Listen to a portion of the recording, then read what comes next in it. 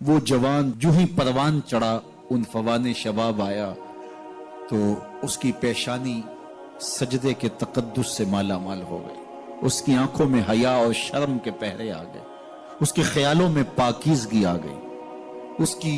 زندگی کے شب و روز نیکی کے ماحول میں بسر ہونے لگے، اس کی راتیں ذکر الہی میں، تلاوت کلام مجید میں اور دن یاد الہی میں روزے سے گزرنے لگے۔ وہ جوان جس کی جوانی اللہ کی عبادت میں گزری، کیونکہ جوانی اگر عبادت میں گزر گئی تو بڑھاپا تو پر نور ہے ہی ہے۔ سب سے مشکل مرحلہ زندگی کا جوانی کا ہے۔ شیطان زیادہ ورغلاتا ہے کسی شخص کو جب وہ جوانی کے مرحلوں سے گزر رہا ہوتا ہے۔ تو جس کی جوانی خیریت کے ساتھ گزر گئی اور اس نے اپنی جوانی کے تقدس کو محفوظ رکھ کے منزل تک پہنچا لیا، اپنی عصمت کے جوہر کی حفاظت کی، اپنی آبرو کو لٹنے نہیں دیا، اپنی آنکھوں کی شرم و حیا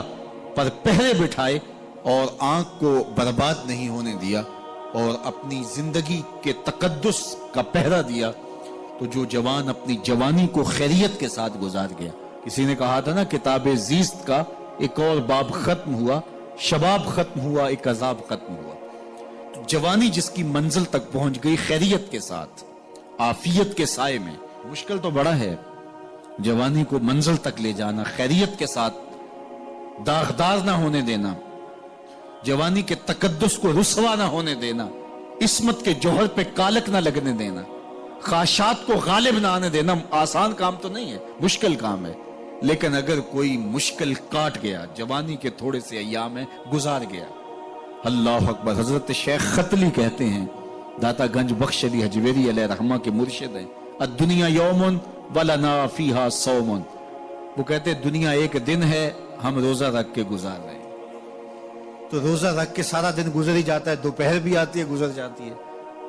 اور عصر کا وقت بھی آتا ہے گزر جاتا ہے، کھانے کا وقت بھی آتا ہے، چائے کا وقت بھی آتا ہے، سب کچھ ہوتا ہے لیکن گزر جاتا ہے، افطار تک بندہ پہنچ جاتا ہے۔ جس نے زندگی روزے کی طرح گزار دی، جس نے جوانی روزہ رکھ کے گزار دی، خواہشات کو بے قابو نہیں ہونے دیا، مشکل کام تھا لیکن اس نے مشکل کام کر دکھایا۔ اجر کتنا بڑا ہے، سنیے اللہ کے محبوب کی زبان سے سنیے۔ حضور نے ارشاد فرمایا جو سیدنا ابو ہریرہ کے ذریعے سے ہمارے تک پہنچا، فرمایا قیامت کے دن جب سورج کا رخ سیدھا ہوگا، زمین تانبے کی ہوگی، لوگ پسینے میں شرابور ہوں گے، کوئی ٹخنوں تک پسینے میں، کوئی گھٹنوں تک، کوئی کمر تک، کسی کو پسینے کی لگام دی جائے گی،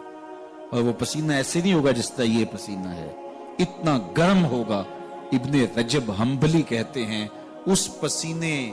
کا ایک قطرہ اگر احد پہاڑ پہ ڈال دیا جائے تو وہ پگھل جائے، اتنا گرم ہوگا، بدبودار اتنا ہوگا، ایک قطرہ دنیا پہ ڈال دیا جائے، انسان کیا جانوروں کے دماغ بھی پٹ جائے،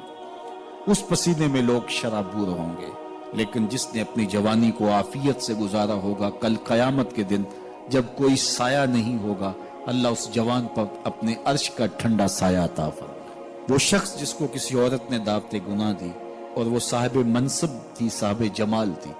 اور اس نے یہ کہہ کے یہ خواہش، یہ آرزو مسترد کر دی، انی خاف اللہ۔ اسی طرح کوئی عورت ہے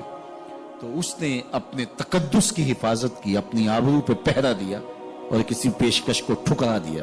تو فرمایا قیامت کے دن جب کوئی سایہ نہیں ہوگا، اللہ اسے بھی اپنے عرش کا ٹھنڈا سایہ دے گا۔ کیسا سخت دن ہوگا، اور وہ کس اعزاز میں ہوگا، کس تکریم میں ہوگا۔ یہ تو 4 دن 10-20 سال ہیں، اور وہ 50,000 سال کا ایک دن، پھر اس کو اللہ کا شکر ادا کرنا